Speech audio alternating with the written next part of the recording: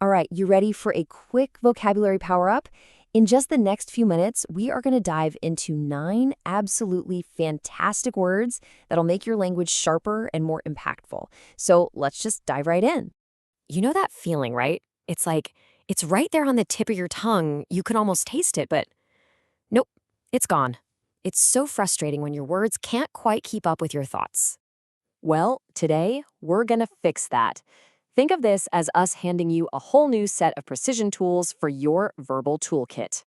Okay, so first up, let's start with words for people and things. I mean, these are the fundamental building blocks, right?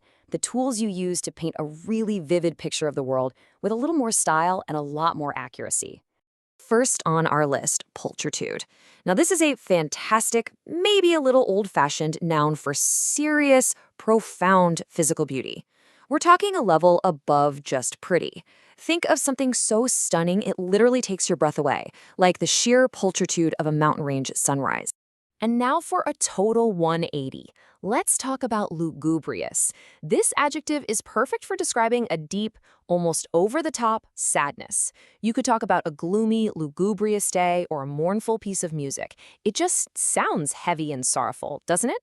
Lugubrious? And to wrap up our first section, we have ubiquitous. If something feels like it is absolutely everywhere you look, this is your word.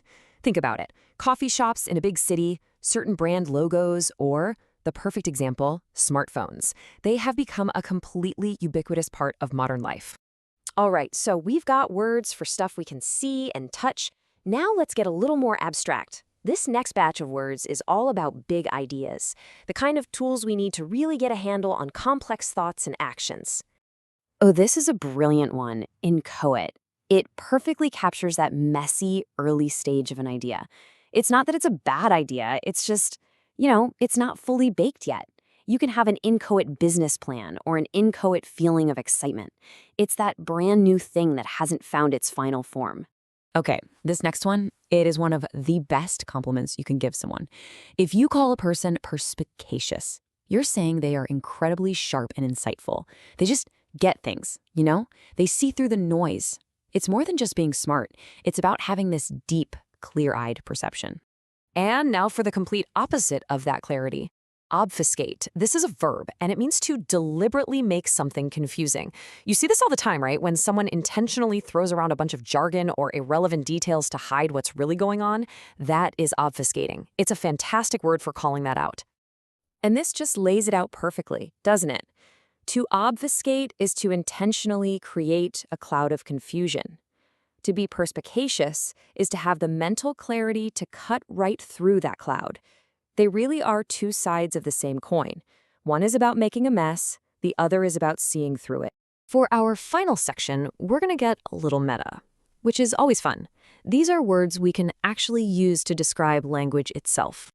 Okay, get ready for this one. Sesquipedalian. How great is that? The word for using long, complicated words is itself a long, complicated word. It's perfect. So you can describe a writer's style or a speaker's speech as sesquipedalian if they just love using those $50 words when a 5-cent one would work just fine. Next up, we have magniloquent. Now, this is kind of like sesquipedalian, but it's got this extra layer of pompous, showy flair. Magniloquent language is all about sounding grand and impressive. Think of those huge, bombastic political speeches or the hype man intros for a pro wrestler. And you see how these words can be used to obfuscate, right? Using big, showy language to confuse instead of clarify. And our last word is a really powerful verb, excoriate. This is not just mild criticism. To excoriate something is to verbally tear it to shreds, to attack it with brutal, harsh honesty. The word actually comes from Latin for to strip the skin off, which is a pretty good way to remember just how intense this word is. So there you have it, 9 new, powerful words. But, just hearing them is only half the battle.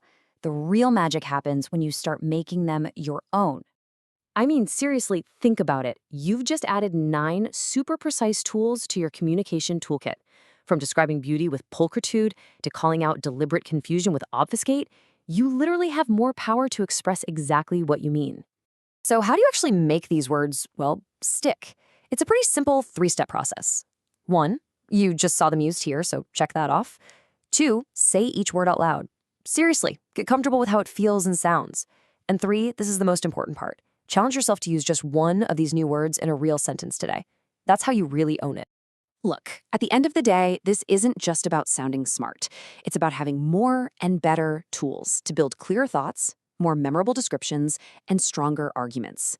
Language is a playground, so the only question left is, what are you going to build with it?